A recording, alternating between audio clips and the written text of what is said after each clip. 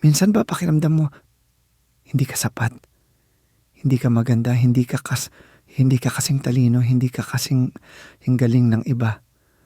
Yung kahit anong gawin mo parang kulang pa rin. Kapatid, hindi ka nag-iisa. Ang insecurity ay tahimik na kaaway. Sumisira ng self-worth, ng joy, ng tiwala sa sarili. Pero may magandang balita. Hindi yan ang sinasabi ng Diyos tungkol sa'yo. Sa video na ito, sabayan mo ako sa 7 araw na declaration challenge para labanan ang insecurity gamit ang salita ng Diyos. 7 dayang pangunahan upang laman ang kaligiran. Day 1, hindi ako kulang. Ako'y nilikha ng Diyos ng may layunin at halaga. Psalm 139:14.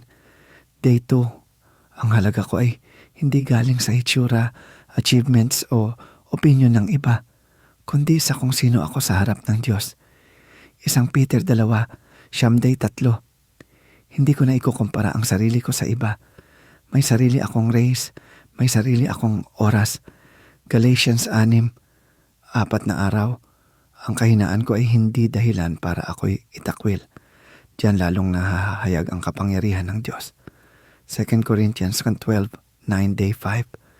Pipiliin kong magtiwala sa Diyos, hindi sa takot, hindi sa rejection, hindi sa sariling gulo ng isip.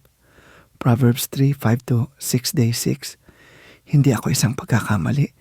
May plano ang Diyos sa buhay ko at hindi siya nagkakamali. Jeremiah 29:11, day 7.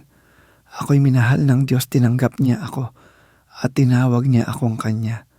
At yun ang totoo. Romans 8:38-39 tandaan. Kapatid, ang insecurity ay sinungaling. Pero ang Diyos totoo. At ang sinasabi niya tungkol sa iyo, yan ang magpapalaya. I-declare ito araw-araw. Isulat mo sa journal ang pinakatumama sa iyo. Ipanalangin mo, ipaniwala mo, ipamuhay mo.